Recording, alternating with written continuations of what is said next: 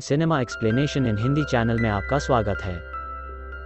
1127 ईस्वी में क्रूसियस योद्धा शूरवीरों के एक समूह ने प्राचीन मिस्र में एक बड़े नगीने को अपने ही एक साथी के कब्र के साथ ही दफन कर देते हैं।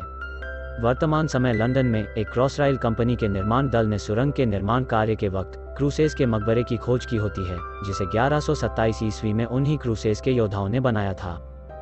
तभी डॉक्टर हेनरी जेकेल अपनी टीम के साथ वहां आ जाते हैं और वहां के लोगों को कुछ पैसे देकर वहां से चले जाने को कहते हैं। आगे हमें मकबरे में एक गोलाकार भित्ति पर चित्रलिपि दिखाई जाती है जो नए साम्राज्य के युग की होती है, और फ्लैशबैक में डॉक्टर हेनरी जेकेल अहमनेट के क्रूर राजकुमारी होने की कहानी बताने लगते हैं। वह अपने पिता फिरौन मेनेप्तर के इकलौती उत्तराधिकारी के रूप में मानी जाती थी, पर जब उनकी दूसरी पत्नी ने एक बेटे को जन्म दिया तो अहमनेट को उसका जन्मसिद्ध अधिकार अपने हाथों से छिनता दिखाई देने लगा। अपने आप को सिंहासन का उत्तराधिकारी बनाने के लिए अहमनेट ने अपनी आत्मा मिस्र के देवता सेट को सौंप दी, और मिस्र के देवता ने उसे अपनी आत्मा को एक शारीरिक रूप में स्थानांतरित करने के लिए एक ऐसा खंजर दिया जिससे वो मिस्र के देवता की आत्मा को किसी दूसरे शरीर में डाल सकती थी। अहमनेट ने अपने परिवार की उसी खंजर से हत्या करने के बाद मिस्र के देवता सेट को भौतिक रूप देने के लिए अपने प्रेमी का बलिदान देने का प्रयास किया, लेकिन उसके पिता के पुजारियों ने उसके प्रेमी को मार डाला और अहमनेट को जिंदा ममीकृत कर ताबूत में डाल दिया और पारे से घिरे एक ताबूत के अंदर बंद कर दिया और उसे अनंत काल तक के लिए जिंदा दफनाने की सजा दे दी ताकि उसका राक्षसी रूप कब्र से कभी बाहर ना सके। तभी सीन वर्तमान में इराक पर शिफ्ट हो जाता है, जहां दो सैनिक निक मॉर्टन और उनके साथी क्रिस वेल एक विद्रोहियों के घर पर हवाई हमला कर देते हैं, जिसके कारण वहां अब गलती से अहमनेट की कब्र जमीन के नीचे दिखाई देने लगती है। तभी वहां मिस जेनी हेस्ली आ जाती है, जो एक आर्कियोलॉजिस्ट होती है जिसका निक के साथ कभी वन नाइट स्टैंड भी रहा था, और वो मकबरे की अच्छे से जांच करती है और सही ढंग से जांच करने पर यह निष्कर्ष निकलता है कि यह एक इजिप्शियन जेल है। तभी वहां मिस जेनी हेस्ली को छत से पारा टपकता दिखता है जो सीधा उस तालाब में जा रहा होता है। तभी हेस्ली मार्टन और वेल को तालाब से उस ताबूत को बाहर निकाल लेने को कहती है, और कर्नल कॉलोनेल उस ताबूत को इंग्लैंड जा रहे जहाज पर रखवा देते हैं और वहां से निकल पड़ते हैं। उड़ान के दौरान अहमनेट की कब्र के अंदर एक ऊंट वाली मकड़ी के द्वारा वेल को काटे जाने के कारण अब वेल अहमनेट की शक्तियों के कब्जे में आ जाता है।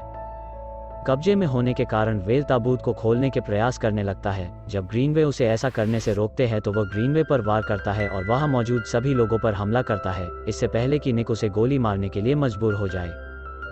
मॉर्टन वेल को समझाने की कोशिश करता है, पर क्रिस वेल निक मॉर्टन पर ही हमला कर देता है, जिसके कारण निक मॉर्टन उसे शूट कर देता है और उसकी वही मौत हो जाती है।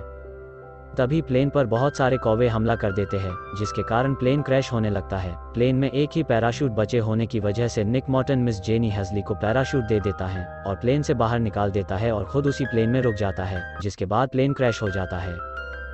निक एक दिन बाद ऑक्सफोर्ड के एक मुर्दाघर में जागता है, जहां उसे वेल के भूत से जानकारी मिलती है कि अहमनेट ने उसे शाप दिया है, जिसके कारण वो अकेला ही प्लेन क्रैश में बच पाया है, और यह भी बताता है कि अहमनेट उसे मिस्र के देवता सेट के लिए शिल्प के रूप में इस्तेमाल करने वाली है। अहमनेट की मम्मी ताबूत से भाग जाती है और अपने सड़े हुए शरीर को पुनर्जीवित करने के लिए वहां आए बचाव कर्मियों को खाना शुरू कर देती है। अगले सीन में वहां के सभी बचाव कर्मियों को अहमनेट ज़ोंबी में बदल देती है और निक और जेनी दोनों को अपने जाल में फंसाती है, और निक मॉर्टन उन्हीं ज़ॉम्बीज से लड़ने लगता है, पर वो हार जाता है और अहमनेट उसे पकड़ लेती है और उस पे हावी हो जाती है। अहमनेट पास ही में बने एक पुरानी मूर्ति में से सेट की उसी खंजर को निकालती है और निक मॉर्टन पर हमला करने वाली होती हैं। तभी वहां मिस जेनी हेस्ली आ जाती है और दोनों वहां से एम्बुलेंस में भाग निकलते हैं, पर एम्बुलेंस पलट जाती है और वहां अहमनेट आ जाती है और मॉर्टन उससे लड़ाई करने लगता है। तभी वहां अचानक अज्ञात सैनिक दिखाई देते हैं जो अहमनेट को अपने वश में कर वहां से अहमनेट और साथ ही मिस जेनी हेस्ली और निक मॉर्टन दोनों को अपने साथ ले जाते हैं। वहां दोनों की मुलाकात डॉक्टर हेनरी जेकेल से होती है और वो मॉर्टन को बताते हैं कि जेनी मेरी कंपनी प्रोडिजियम के लिए काम करती है।